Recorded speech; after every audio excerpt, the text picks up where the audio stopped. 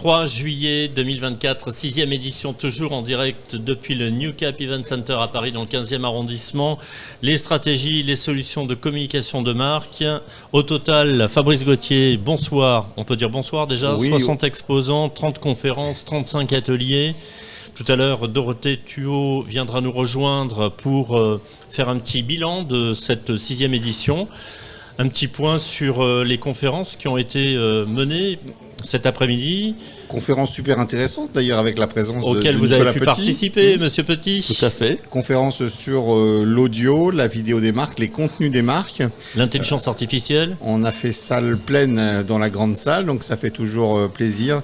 Effectivement, les spectateurs s'intéressent beaucoup à l'audio et la vidéo. C'est le vrai phénomène autour des contenus de marque.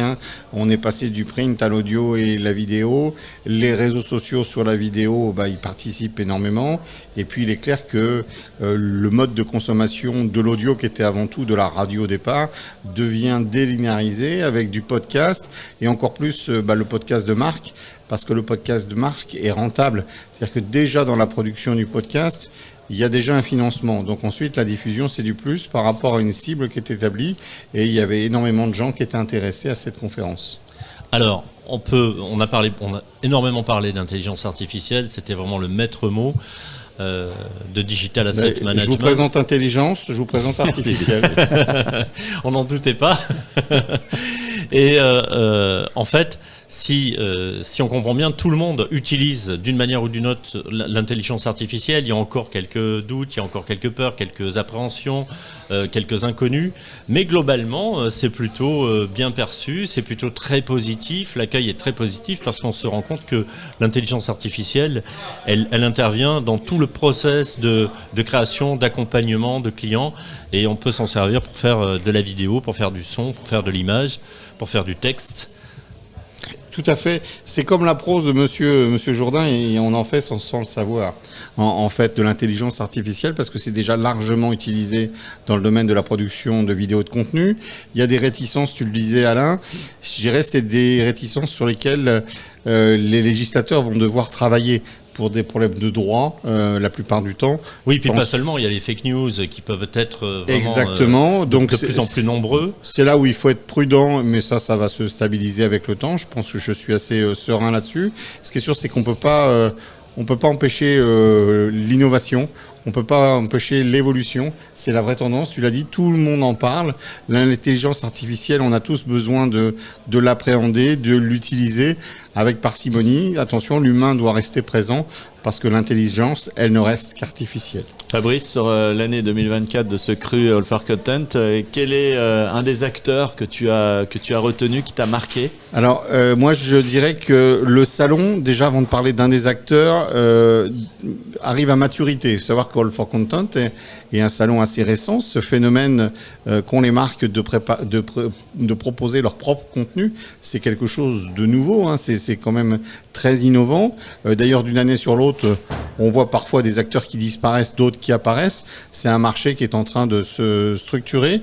J'aime beaucoup Two Emotion, qui était présent aussi à la solution, parce que Two Emotion est une solution qui permet de produire des contenus de marque simplement autour de la vidéo. Et en plus, ils apportent beaucoup d'accompagnement autour de la diffusion. Donc quelqu'un qui voudrait se débrouiller tout seul pour faire des contenus de marque en vidéo, je pense à des services de communication, ils peuvent déjà s'initier à ça. Et puis ici, on trouve toutes les solutions pour être accompagnés, dont les nôtres d'ailleurs, notamment sur la partie production, à travers la boutique broadcast, mais aussi sur l'exploitation, avoir son propre plateau en fixe, en temporaire, sur des événements.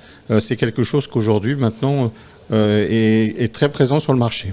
Alors on aura vraisemblablement l'occasion d'en parler encore tout à l'heure avec Dorothée, mais c'est vrai que ce salon, on parle d'intelligence artificielle, tu évoquais les exposants. Parmi les exposants, l'année dernière, on a salué la présence de Régis. Cette année, il y a les incubateurs d'entreprises qui sont aussi venus sur ce salon. Ils étaient relativement nombreux, ils sont venus également sur ce plateau expliquer quelles étaient leurs solutions, leurs innovations. Et ça, c'est encore une plus-value et une véritable valeur ajoutée pour cette 6e édition. Comme tu le disais, un salon qui se structure, qui s'organise et qui, d'année en année, prend prend vraiment encore du muscle. Je pense qu'on est au tout début par rapport à ça. C'est un changement de mentalité. Avant, on investissait beaucoup dans la publicité traditionnelle. Aujourd'hui, on investit directement dans la production de contenu.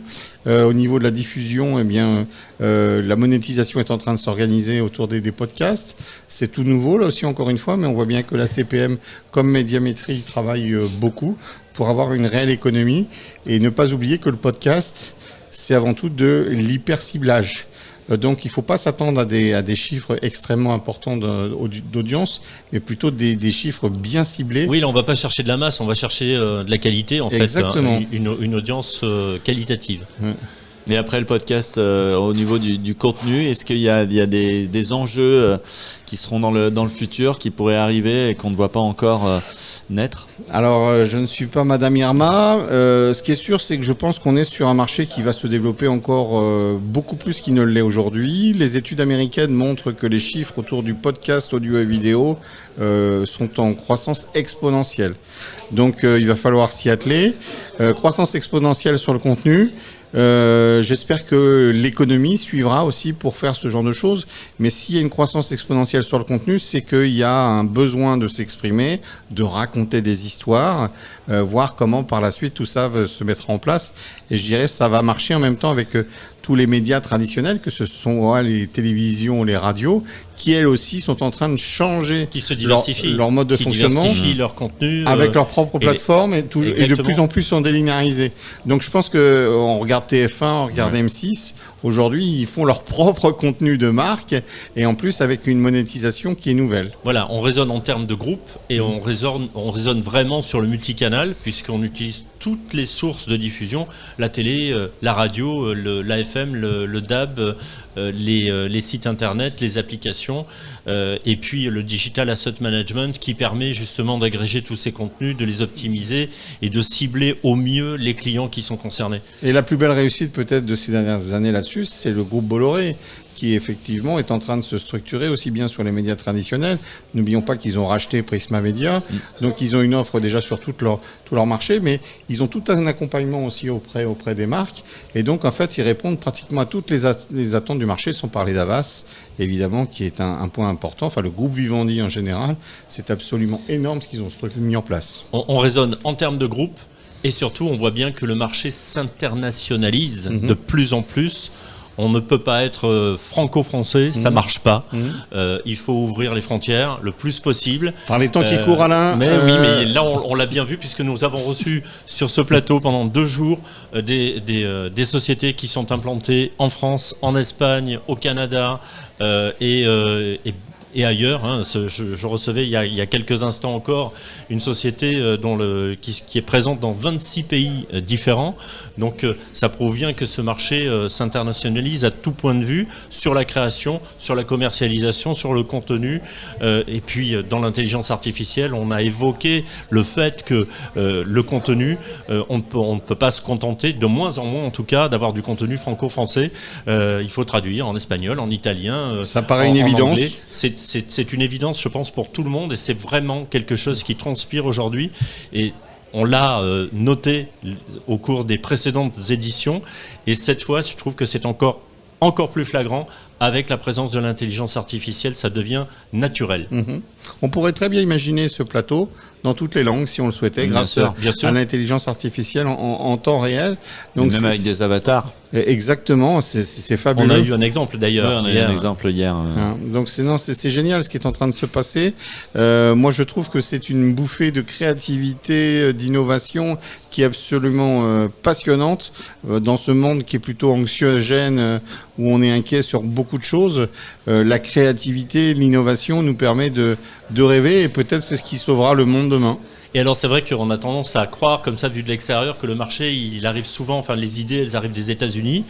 On se rend compte et c'est très rassurant de voir des idées qui arrivent de toute l'Europe Et la France en tête, et la France en tête, et effectivement la possibilité de s'émanciper des États-Unis de plus en plus. Et c'est un peu ça l'idée, peut-être aussi d'une manière générale. Alors c'est une grande idée générale, mais faire que demain on s'appuie pas simplement sur des outils qui arrivent des États-Unis, qu'on emmener nous des outils solides pour communiquer, pour créer du contenu et pour le valoriser et le diffuser partout en Europe et même au-delà d'ailleurs. Non, je pense qu'on a des raisons d'être optimistes.